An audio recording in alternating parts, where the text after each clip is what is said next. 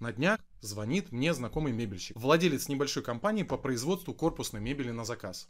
Разговариваем, и он жалуется. Макс, дела идут так себе, заказов мало, хочу как-то увеличить продажи.